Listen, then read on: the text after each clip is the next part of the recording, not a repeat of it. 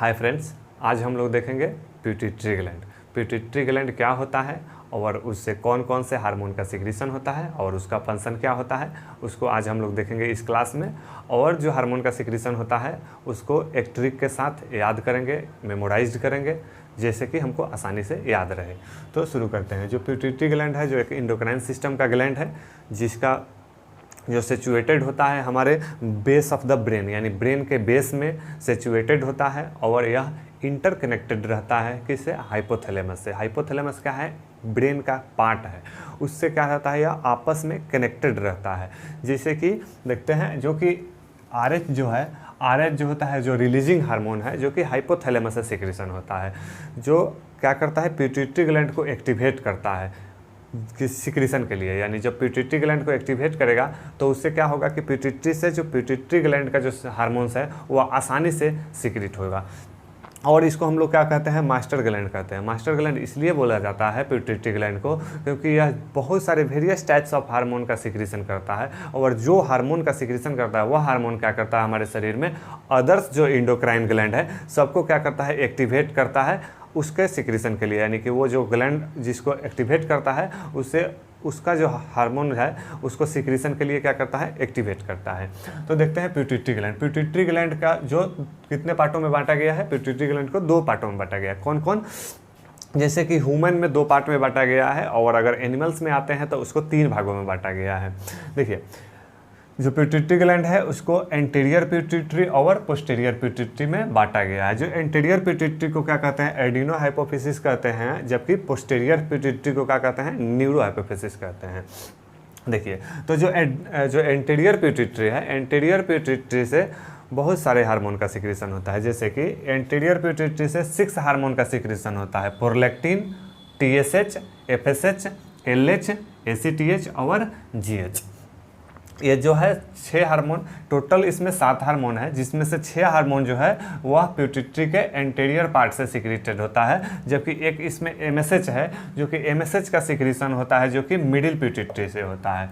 जो कि middle pituitary in human में क्या किया जाता है कि मिडिल पिट्यूटरी को एंटीरियर पिट्यूटरी में ही इंक्लूड कर दिया जाता है, क्योंकि जो एंटीरियर पिट्यूटरी जो मिडिल पिट्यूटरी होता है उससे एक ही हार्मोन का सिक्रीशन होता है जो कि MSH है, और MSH का कुछ वैसा बहुत बड़ा रोल नहीं होता है हमारे शरीर में, इसलिए उसको एंटीरियर पिट्यूटरी में ही हम लोग आसानी से देख लेंगे आज।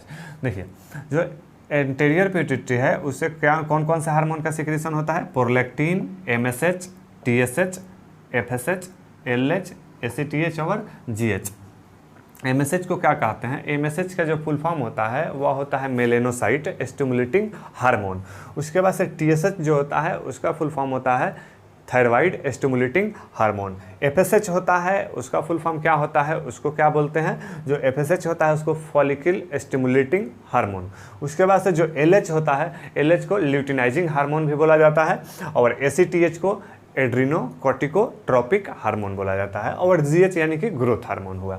तो यह इसको अगर हम ट्रिक से याद करते हैं, एक ट्रिक के साथ इसको अगर हम लोग मेमोराइज करते हैं तो ट्रिक हो जाएगा PM, यानी कि जितने भी हार्मोन्स हैं सबका फर्स्ट लेटर हम लोग उठा लेते हैं। जैसे कि P for prolactin, M for MSH, T for TSH, F for FSH, L for LH, A for ACTH और G फॉर GH।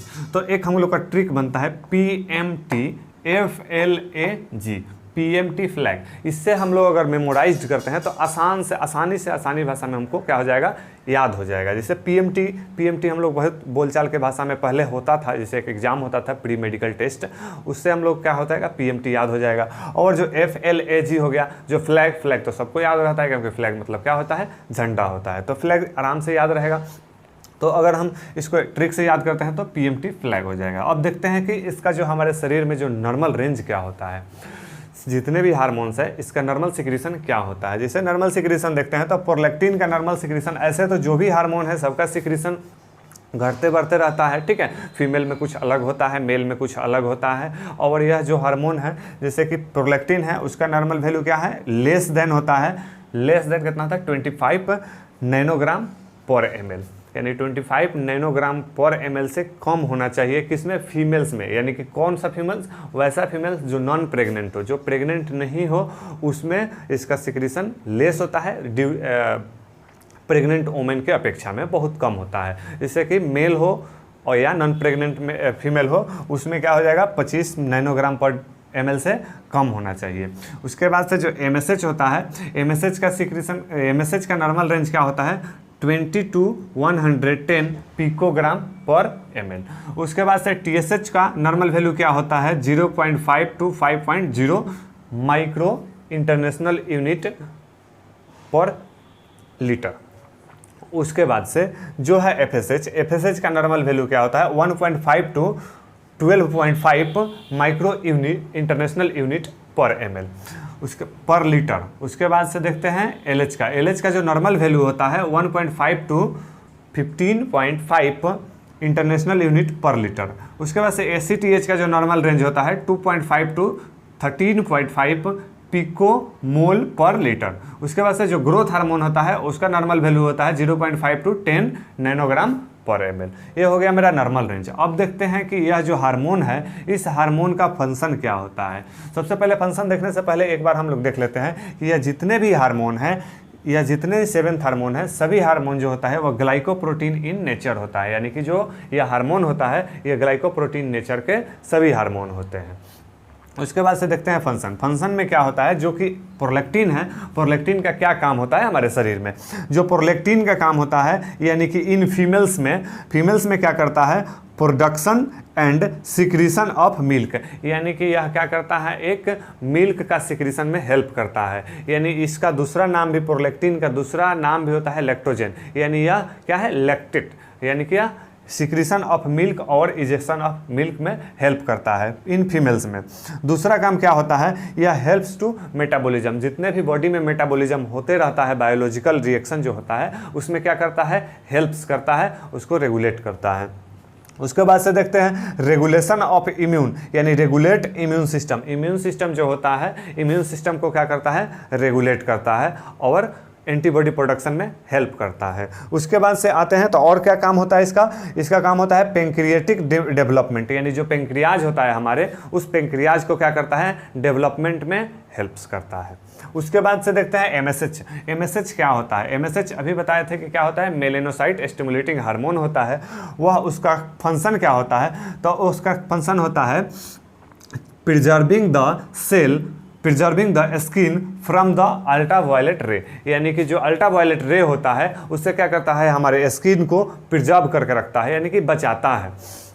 और दूसरा काम क्या होता है पिगमेंटेशन, यानी कि पिगमेंटेशन मतलब यानी कलरिंग, यानी कि जो स्किन का जो कलर होता है उसको क्या करता है या मेंटेन करता है। तो जैसे देखते हैं अगर MSH का सिक्रीशन हाई होता है तो वह क्या होगा पिगमेंटेशन क्या होगा हाइपर पिगमेंटेटेड होगा पेशेंट।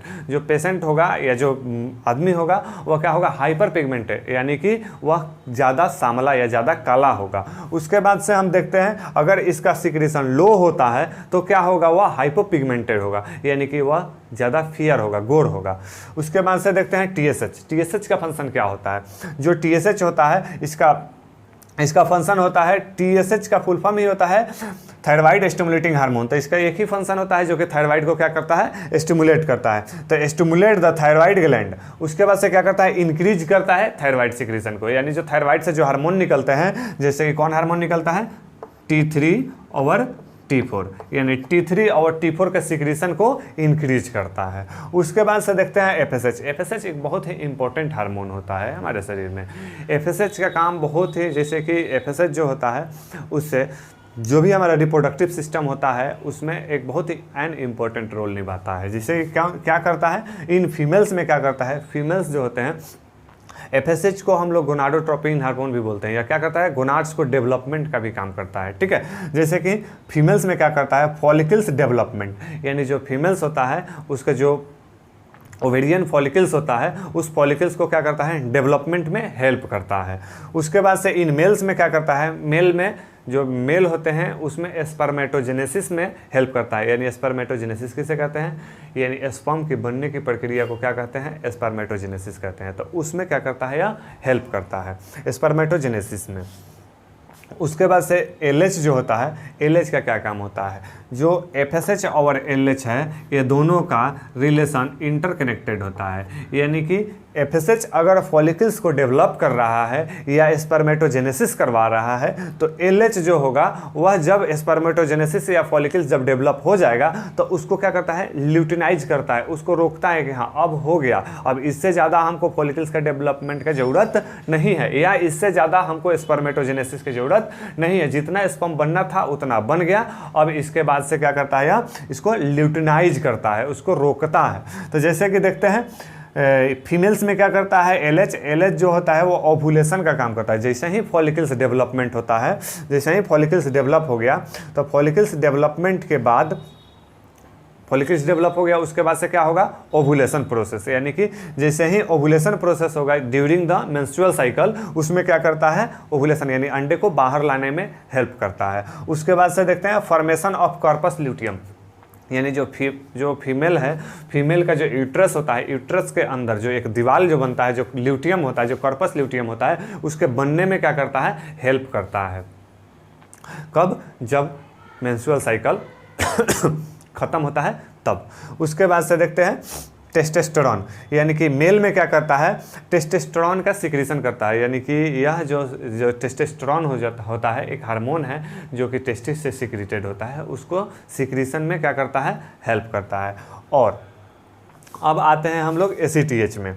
ACTH में जो होता है, ACTH का क्या काम होता है, ACTH जो होता है उससे स्टिमुलेट द एड्रीनल कॉर्टेक्स, क्या करता है, या एड्रीनल ग्लैंड जो होता है, जो दोनों किडनी के ऊपर जो ग्लैंड होते हैं एड्रीनल ग्लैंड, उसके जो एड्रीनल कॉर्टेक्स होते हैं उसको क्या करता है, या स्टिमुलेट करता है, किसके लिए, जो कॉर्टिकोस्टेरॉइड हार्मोन के सिक्रीशन के लिए क्या करता है, या स्टिमुलेट करता है उसको। उसके बाद से हम अगर देखते हैं यहाँ पे GH यानी ग्रोथ हार्मोन, ग्रोथ हार्मोन का क्या काम होता है, it is a responsible for growth, यानी कि जो भी ग्रोथ होता है चाहे वो छोटा हो या बड़ा हो, उसको ग्रोथ में हेल्प करता है। जैसे कि यह इसका जो नॉर्मल रेंज है वह 0.5 to 10 होता है। यह जो है बच्चे में क्या होता है, ग्रोथ हार्मोन का लेवल क्या होता है, ज़्यादा होता है। क्यों, क्योंकि जो बच्चे होते हैं उसका डेवलपमेंट के बहुत ज़्यादा ज़रूरत होता है, इसलिए क्या होता है बच्चे में जो उसका वैल्यू होता है वह थोड़ा सा हाई होता है अपेक्षा एडल्ट के।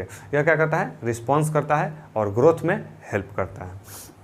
तो आज हम लोग एंटीरियर पिट्यूटरी के इधर देखें, एंटीरियर पिट्यूटरी के इतना सारा जो हार्मोन है और करेंगे, इसका नॉर्मल रेंज क्या होता है और इसका फंक्शन क्या होता है। फंक्शन भी देख लिए, सबका एक एक फंक्शन देख लिए, इसका फंक्शन क्या होता है। देखिए जो पिट्यूटरी ग्लैंड होता है बहुत ही छोटा ग्लैंड होता है, जिसका साइज क्या होता है 1 सेंटीमीटर का साइज होता है। और वेट में अगर देखते हैं तो वेट भी बहुत कम होता है, जिसका वेट कितना होता है 1 ग्राम का होता है। तो ये रहा मेरा इंटीरियर पिट्यूटरी। अब देखते हैं पोस्टीरियर पिट्यूटरी। पोस्टीरियर पिट्यूटरी से कौन कौन सा हार्मोन निकलता है और उसका क्या क्या फंक्शन होता है, उसको हम लोग देखते हैं। अब देखते हैं हम लोग पोस्टीरियर पिट्यूटरी।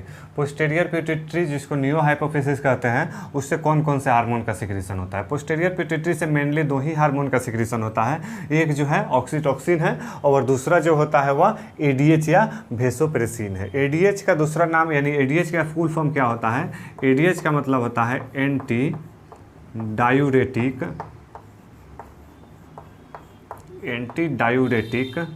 हार्मोन,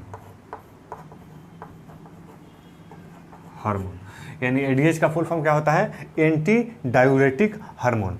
देखिए अब दोनों का जैसे कि ऑक्सीटोसिन है, इसका फंक्शन क्या होता है, ऑक्सीटोसिन का फंक्शन होता है यूटेराइन कंट्रैक्शन, यानी कि जब ड्यूरिंग लेबर, यानी कि जब लेबर पेन होते रहता है, यानी कि जब डिलीवरी के वक्त होता है उस समय यूट्रस जो होता है फीमेल में, उस फीमेल में जो यूट्रस होता है उसको क्या करता है, कॉन्ट्रैक्ट करता है, यानी कि कंट्रैक्शन का काम करता है। यूट्रस को जैसे ही कॉन्ट्रैक्ट करेगा तो क्या होगा, बेबी बाहर आएगा, यानी कि पुश आउट होगा, यानी कि उससे क्या होगा, बच्चे का जन्म आसानी से हो जाएगा। इसलिए क्या होता है, जो ऑक्सीटोसिन है उसका काम होता है कि यूट्राइन कंट्रैक्शन। दूसरा क्या काम होता है, मिल्क इजेक्शन, यानी कि मिल्क को इजेक्ट करने में हेल्प करता है।